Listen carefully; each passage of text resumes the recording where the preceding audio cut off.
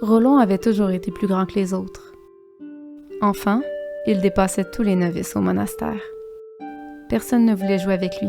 Il était trop fort, trop gros. Un jour, il demanda à son mentor pourquoi il fallait qu'il soit si différent.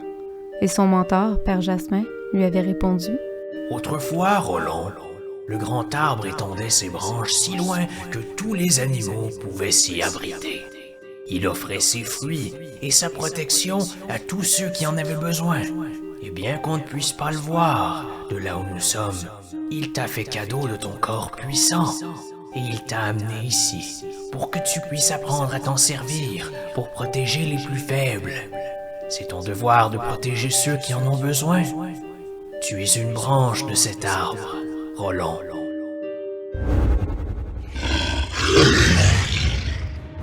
Serrant son bâton à deux mains, Rollon avance vers la créature qui rugit, se dressant entre elles les réfugiés terrifiés.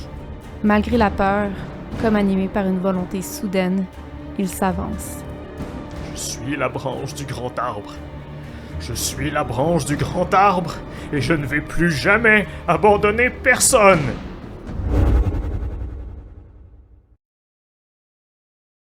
Salut les nerds! Bienvenue dans ce deuxième épisode de Cœur Écorce, notre série de jeux de rôle solo avec Savage Worlds et le Mythic Game Master Emulator. À la fin de notre premier épisode, Chardon et Rollon se sont retrouvés dans une situation dangereuse face à face avec un monstre massif issu de la forêt sombre de Cœur Écorce et doivent maintenant l'affronter dans ce qui s'avère être un combat. Ça va être la première fois qu'on utilise les règles de combat dans cette série, donc on va les expliquer au fur et à mesure. Ici, vous pouvez voir une carte que j'ai faite pour le combat avec un logiciel qui s'appelle Dungeon Draft. On voit la forêt, le feu au centre du campement, le campement, pour représenter les différents réfugiés, les personnages non-joueurs là, qui n'ont pas vraiment eu de nom encore, qui sont juste là au milieu du campement. J'ai utilisé les espèces de petites pinouches bleues ici. On a nos héros Chardon et Rollon qui se sont avancés vers le danger lorsqu'ils ont entendu le rugissement du monstre, et on a ici le monstre en question avec ses yeux jaunes, sa grosse silhouette hirsute et sa fiche de personnage. Hein. On a ici ses caractéristiques, on peut voir quel stats utilise. J'ai utilisé les caractéristiques d'un ours en fait parce qu'on a un monstre qui est gros, poilu, qui fait beaucoup de bruit, donc je me dis un grizzly ça a à peu près les mêmes capacités que notre monstre mystérieux. Avant de commencer le combat en bonne et due forme, je veux juste expliquer une mécanique qui se nomme les bennies. Les bennies, ce sont des jetons que chaque joueur, normalement dans une partie de Savage Worlds, va recevoir. Cette fois-ci, par contre, vu que je suis le seul joueur, je vais donner des bennies à chaque personnage principal, donc à Chardon et à Rollon. Ils vont chacun avoir 3 bennies. Et il va aussi avoir comme un espèce de bassin de bennies généraux que je peux donner à n'importe quel personnage qui n'est pas Chardon et Rollon, que ce soit un ennemi ou que ce soit un allié. On peut dépenser les bennies pour faire toutes sortes de choses dans ce jeu-là, mais les usages principaux qu'on va en faire, c'est 1. Rebrasser des jets qu'on n'aime pas. Si on brasse par exemple quelque chose de vraiment mauvais, on peut utiliser un benny pour rebrasser les dés. Ou 2. Réduire les dégâts qu'un personnage se prend. Ça, c'est particulièrement utile pour ne pas mourir quand tu te prends une claque dans un combat, comme ça pourrait arriver dans le combat qui va suivre. Chardon, Rollon et le monstre sont positionnés comme ça autour d'une tente lorsque le combat commence, donc sans plus tarder, on va voir qui agit en premier. Pour voir qui commence dans un round de combat, donc à chaque round, on donne une carte à chaque personnage ou à chaque groupe de personnages, et c'est la personne qui a la carte la plus élevée qui va commencer. Quand il y a un Joker qui est pigé, il va se passer quelque chose de spécial, mais on va voir ce qui arrive quand ça arrive. Donc, sans plus tarder, Chardon a un 3. Ça regarde mal pour elle. Rollon a un Joker! Oh my god! Bon ben c'est parfait, hein? Rollon va avoir son moment de gloire, comme l'intro le laissait présager. Et finalement, le monstre a une reine. Ce qui veut dire que Rollon commence, suivi du monstre, suivi de Chardon. Par contre, le Joker il est spécial. La personne qui possède le Joker, elle peut agir quand elle veut, et elle peut interrompre les actions des autres personnages. Et elle a aussi un +2 à tous ses jets et à tous ses jets de dégâts. Donc c'est juste vraiment la meilleure carte que tu peux piger, le Joker, dans ce jeu-là. Vu que Rollon peut agir quand il veut et interrompre les tours des adversaires ou qui que ce soit, il va laisser le monstre venir vers lui. Le monstre, à ce moment-là, va se jeter en ligne droite vers Rollon. Et il va se préparer à l'attaquer, et c'est à ce moment-là que Rollon va en profiter pour le frapper en interrompant son tour. Alors que le monstre sort de la pénombre, Rollon va lever son bâton au-dessus de sa tête et en poussant un cri de guerre va essayer de l'abattre sur le crâne du monstre. Il a un D8 en combat et son D6 de wildcard. On va voir ce que ça va donner. Il y a aussi un +2, hein, on se rappelle, à cause du Joker, il va rouler un total de 6. Donc 4 plus 2. Pour toucher le monstre, il doit avoir autant ou plus que sa stat de parry qui est 6, donc il va réussir à le frapper. Le bâton de Rollon fait 1 des 4 plus sa force qui est de 1 des 10, donc on brasse ces 2 dés là et on ajoute 2 à cause du Joker. On voit qu'est-ce que ça donne. On a 7 plus 1, donc 8, plus 2, 10. Si Rollon fait autant ou plus de dégâts que la capacité de toughness du monstre, il arrive à le blesser, et parce que Rollon a roulé 10 dégâts et que le monstre a 10 de toughness, il arrive de justesse à le blesser. Le monstre est maintenant shaken, il est sonné, il est étourdi. Bref, ça regarde mal pour lui. Et ça, c'est excellent pour Rollon et Chardonne, parce que ça veut dire que le monstre est sonné, il peut pas agir sauf au début de son tour, et son tour a déjà commencé, il a déjà commencé à agir en fonçant sur Rollon. Rollon a carrément interrompu son élan, donc il va abattre son bâton en plein entre les deux yeux jaunes luisants du monstre, et il va le repousser, il va avoir un crack retentissant dans le campement. Le monstre va être complètement arrêté dans son élan. Ça va ensuite être au tour de Chardonne qui, elle, va devoir reculer pour essayer de tirer une flèche sur le monstre. Elle va se repositionner, donc elle va probablement aller se placer quelque part comme ici. Elle a assez de mouvement pour grimper sur une des tentes. Elle n'a pas besoin de faire de jet. Elle grimpe toujours automatiquement. Elle réussit toujours à grimper parce que c'est une écureuil. Donc, une fois qu'elle est juchée sur la tente, elle va essayer de tirer sur le monstre qui est sonné. Là, le problème, c'est que Rollon est dans le chemin. Il y a quand même une petite chance qu'elle le touche. Mais on va quand même prendre le risque. Chardonne a un D8 pour tirer et elle a son D6 de wildcard. Elle doit rouler 4 ou plus pour toucher le monstre parce que c'est une attaque à distance. Le monstre peut pas la bloquer. Il peut juste se faire toucher ou pas se faire toucher, et elle a un 6, donc elle va toucher le monstre. Son arc fait 2d6 points de dégâts, donc on brasse les 2d6. Et on obtient un total de 6, c'est pas assez pour blesser le monstre, il faut un 10 au moins pour lui faire quoi que ce soit. Donc la flèche va se planter dans le pelage hirsute du monstre, mais elle va pas le blesser, ça lui arrachera même pas un cri, il va encore être trop sonné par le coup de Rollon pour faire quoi que ce soit.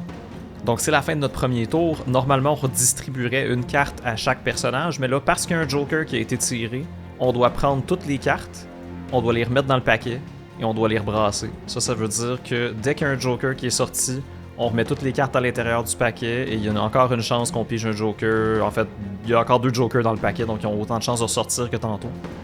Chardonne a un 7, Rollon a un 3, le 3 de cœur, il sort beaucoup, il me semble. Et le monstre a un roi, ça veut dire qu'il commence, c'est pas bien ça.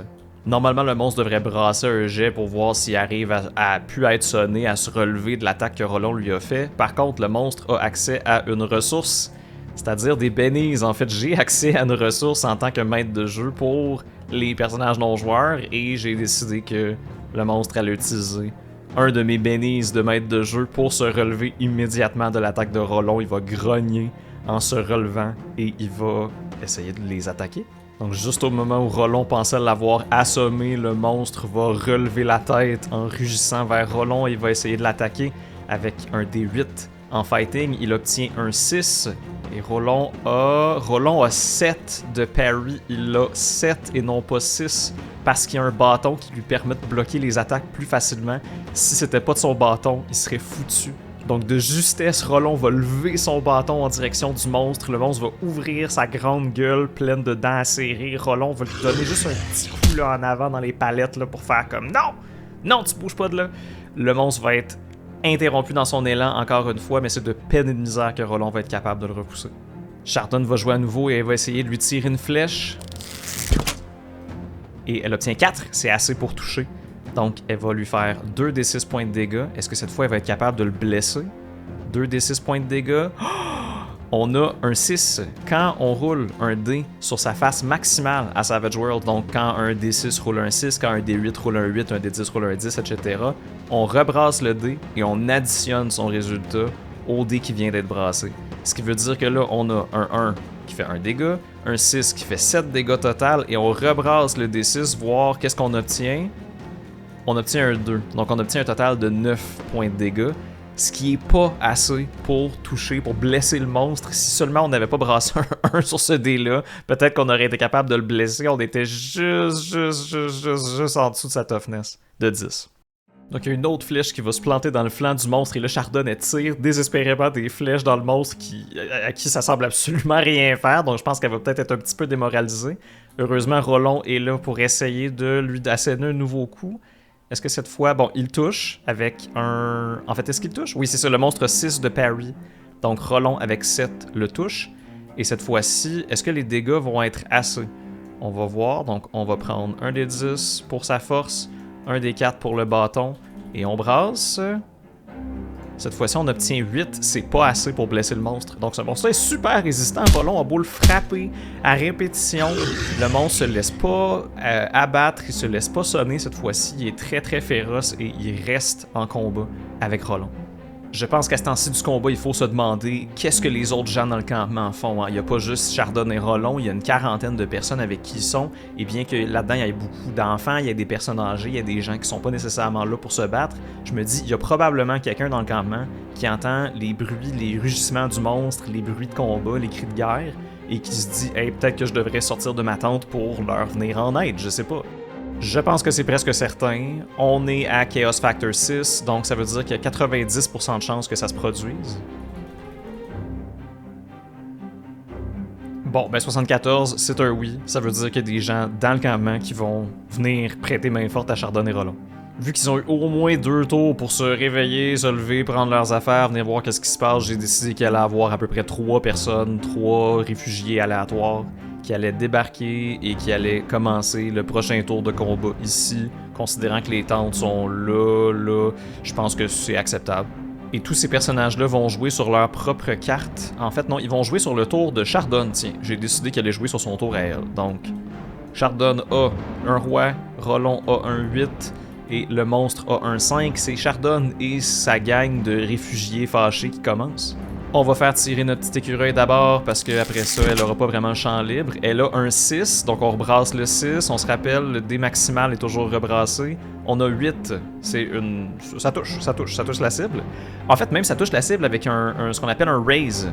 Un raise, c'est quand on obtient 4 de plus que le chiffre qu'on essaie d'obtenir.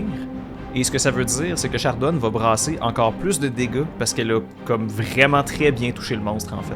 Ça veut dire que pour ses dégâts sur la flèche, elle brasse un D6 de plus. Elle est rendue à 3 D6 sur sa flèche. Elle a un 9. Oh my god, c'est même pas assez pour blesser le monstre. Même sur un raise, elle est pas capable de blesser le monstre. Il est beaucoup trop résistant, ce monstre-là. En fait, savez-vous quoi? Je vais utiliser un des bénis de Chardonne. On va carrément aller ici. On va lui enlever un béni et on va lui faire rebrasser ses dégâts complètement. Parce que oui, on a le droit de faire ça dans ce jeu-là. Et cette fois-ci, on obtient... Bon, ben c'est encore pas bon. On utilise un autre béni pour rebrasser le jet de Chardonne. Attendez, je veux juste être sûr que j'ai le droit de faire ça parce que je suis pas sûr que j'ai le droit de faire ça. Bon, ben j'ai vu aucune règle qui m'empêche de faire ça. On a le droit de rebrasser le même jet 250 fois si on a 250 bénis. Hey, c'est pas vrai. Chardonne, girl, qu'est-ce que tu fais? Dernier béni. Dernier béni, on tente le tout pour le tout. Et savez-vous quoi? On va changer les dés de couleur. Ça doit être ça qui marche pas. Là, on a la couleur de Rollon, là, qui est les dés noirs. Mais si on lui met une belle petite couleur vert forêt comme ça, là, voilà, tiens, on enlève ces dés-là. On clone ces dés-là. Voilà, maintenant, on a des dés couleur Chardonne. Ça fit avec sa base, ça fit avec sa belle petite photo de petit écureuil. Donc, cette fois-ci, Chardonne va tirer ses 3 D6. Et elle va avoir quelque chose de beaucoup mieux. Elle a un 6, un 4 et un 2. Donc elle a 12. Et là on rebrasse le 6. Et elle a un 3. Donc elle a 15. Ce qui est beaucoup, beaucoup mieux que tous les jets de schnout qu'elle a fait jusqu'à présent. Puisque le monstre a reçu 15 points de dégâts et qu'il a 10 de toughness, ça veut dire qu'on obtient un 4 au-dessus de sa toughness. Il est pas seulement sonné, il est blessé. Et quand une créature qui n'est pas un wildcard, donc une créature qui n'est pas un personnage important, qui a comme un nom puis un rôle important dans l'histoire, elle est tuée immédiatement. Donc ça veut dire que normalement Chardonne tuerait le monstre. Par contre, il me reste un béni que je peux utiliser pour permettre au monstre de peut-être réduire les blessures qu'il va se prendre. On dépense notre dernier béni de maître de jeu sur le monstre et le monstre va essayer de réduire les dégâts qu'il se prend, donc le dégât qu'il tuerait dans le fond. On brasse un des 12, qui est la vigueur du monstre. Le monstre est super résistant, donc c'est assez facile pour lui de résister à ce genre de choses-là. Il faut qu'il réussisse sur un jet de vigueur. S'il obtient 4 ou plus, il va réussir L'attaque de Chardon qui l'aurait tué normalement ne lui ferait rien du tout. On va voir est-ce qu'il est capable de rouler au moins un 4.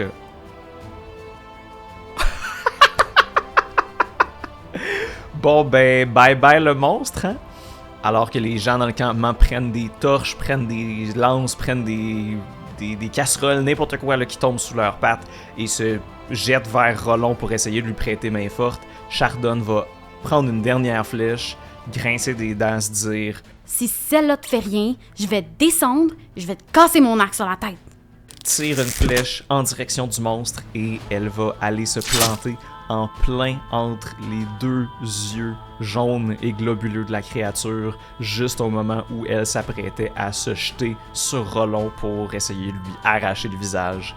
Elle va pousser un espèce de grognement interrompu et elle va chanceler et s'écrouler par terre, raide morte.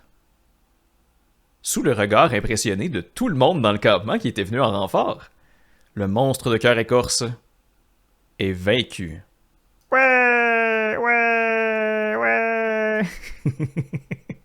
J'étais un petit peu un enfant. En tout cas, le combat s'est beaucoup mieux passé que je pensais pour eux. Là. Le monstre avait vraiment des caractéristiques de force extrêmement élevées, et si un de mes personnages se faisait frapper, il allait probablement se prendre la dégelée de sa vie. Donc, on va les estimer très chanceux plutôt qu'ils aient reçu aucune attaque parce que ça aurait pu vraiment mal virer très très vite. Les réfugiés qui étaient venus en renfort vont entourer Rollon et voyant que le monstre a arrêté de bouger et de grogner, vont lui demander « Est-ce que ça va, Blaireau? » Et Rollon va se retourner, l'air un peu pas trop sûr de qu'est-ce qui vient d'arriver, l'air un peu sonné, les regarder et dire je pense que oui. Ouais, j'ai pas mal nulle part. Ça va. » Il va lever les yeux vers la tente où Chardon se trouve et il va lui faire un petit geste de tête pour lui dire nice shot. Mais il va encore avoir l'air pas mal sonné et je pense que Chardon va comprendre ça et va lui faire un petit pouce en l'air avant d'aller le rejoindre. Tous les gens qui se sont rassemblés là vont s'approcher de la carcasse désormais inerte du monstre pour essayer de comprendre qu'est-ce que c'est, qu'est-ce qu'il leur voulait. Est-ce que c'est même une créature qu'ils ont déjà vue ou est-ce que c'est le genre de cauchemar qui existe uniquement dans la forêt de cœur écorce? On va approcher des torches pour l'examiner de plus près et c'est là qu'on va voir de quoi cette créature a réellement l'air. Normalement, je brasserais sur des tables pour voir, ok, c'est quoi cette créature-là? Je veux un peu découvrir le mystère avec vous, mais là, j'ai une idée et je vais l'appliquer. Alors qu'ils approchent une lumière du corps du monstre, les réfugiés vont pousser des exclamations de surprise lorsqu'ils vont réaliser que cette créature-là, ce n'est pas une créature cauchemardesque, c'est pas quelque chose qu'ils ont jamais vu de leur vie, non, c'est quelque chose de quand même familier. C'est un blaireau. C'est un blaireau comme Rollon, mais plus gros, plus musclé, avec des dents plus acérées, couvertes de sang séché, des immenses griffes qui sont au moins le double de la taille de celle de Rollon. C'est un blaireau plus gros, plus fort, plus féroce, complètement nu. Comme si il était retourné à un état sauvage et ancestral que les créatures dans le campement ont oublié, ont abandonné depuis des siècles. Nos protagonistes ont tous les deux droit à un jet d'intelligence pour voir s'ils sont capables de savoir quelque chose sur cette créature. Chardon a un D6, donc elle brasse 2 D6.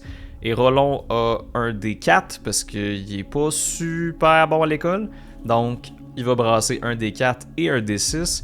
Et il n'y a pas personne qui sait quoi que ce soit sur cette créature. L'absence de connaissance sur ce qui vient de se passer va rendre l'événement encore plus bouleversant. Les réfugiés Chardon et Rollon vont se regarder les uns les autres avec de l'incertitude dans le regard, pas trop certains de qu'est-ce qui vient de se passer, pourquoi quelqu'un comme ça les aurait attaqués, qu'est-ce qu'ils doivent dire au reste du campement. Finalement, c'est Chardon qui va prendre la parole et qui va dire « Il faut qu'on emmène le corps un peu plus loin du campement. Après ça, on croise les doigts pour qu'il n'y en ait pas d'autres qui arrivent pendant la nuit. Dès que le jour se lève, on est parti d'ici. » Tout le monde va hocher la tête et on va traîner le corps de la créature plus loin. Rollon va ressentir une espèce de tension dans son torse alors qu'il va toucher cette bête-là qui à la fois lui ressemble et à la fois est tellement différente de lui, qui était sur le point de le tuer il y a seulement quelques instants. Et il va essayer de pas croiser son regard parce qu'il y a quelque chose dans les yeux de cette créature-là maintenant qu'elle n'est plus en train d'essayer de le déchiqueter, qui lui rappelle sa propre nature et qui le fait sentir très, très mal à l'aise. Malgré ça, pour le campement, ça augure très bien. Les renforts et Chardonne et Rollon vont revenir sans aucune blessure, vont dire à tout le monde qu'ils peuvent retourner se coucher, que c'était une créature sauvage dont ils se sont débarrassés très rapidement sans problème. Et Chardonne et Rollon vont pouvoir continuer de monter la garde, ce qui va rassurer tout le monde pendant le reste de la nuit. Là-dessus, on peut terminer notre scène de campement parce qu'éventuellement le jour va se lever et les gens vont être prêts à reprendre leur bagage et à poursuivre leur chemin sur la vieille route. Vu que les protagonistes ont géré la dernière scène de façon vraiment exemplaire, on peut dire qu'on était en contrôle de cette scène-là, donc le facteur de chaos va redescendre à 5 et on va brasser pour voir qu'est-ce qui se passe dans la prochaine scène. La scène attendue, j'aurais tendance à dire que c'est que tout le monde replie leur bagage, reprend la route et éventuellement va retrouver peut-être les autres membres du groupe qui les avaient abandonnés dans la séance précédente, donc vont retrouver Gauthier et les 30 autres réfugiés. Est-ce que ça se passe? On brasse un dé et on voit si on obtient plus bas que notre facteur de chaos de 5. On a 4! On a plus bas! Ah oui, avant ça, j'ai juste oublié de mettre à jour la liste des quêtes et des personnages, donc on va faire ça, hein? J'ai rajouté bête nue et enragée parce que on vient d'en croiser une, on pourrait toujours en croiser d'autres. Et j'ai aussi rajouté les réfugiés, ils sont déjà dans la liste, mais c'est tout à fait encouragé de remettre des personnages plusieurs fois dans la liste lorsqu'ils reviennent régulièrement pour les garder comme personnages importants jusqu'à ce qu'ils soient plus dans le décor du tout et qu'on décide de les enlever de la liste. Bon ben là on a brassé en dessous de notre facteur de chaos et parce qu'on a brassé un chiffre pair, on a un événement aléatoire. La scène qui était prévue, elle n'a pas lieu, elle est carrément interrompue et on doit brasser pour voir qu'est-ce qui se passe. On brasse un D100, le noir va être les dizaines pour cette fois-ci, donc 52.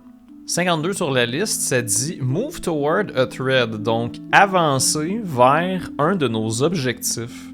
En ce moment, on a 2 objectifs qui sont trouver un lieu pour s'établir et rejoindre le groupe de Gauthier. Mais notre scène attendue, c'était qu'on allait rejoindre le groupe de Gauthier. Par conséquent, ça veut dire qu'on va trouver le lieu où on veut s'établir. Parce que c'était pas ça qui était attendu. Donc le lendemain, lorsque le soleil va se lever et que les réfugiés vont plier bagages, ranger leurs tentes, remettre leurs choses sur leur chariot et se préparer à partir, ils vont reprendre la vieille route, mais alors qu'ils arpentent le vieux chemin de terre battue, éventuellement, je crois que Chardonne va apercevoir quelque chose au loin. Elle va dire au groupe de rester là pendant quelque temps.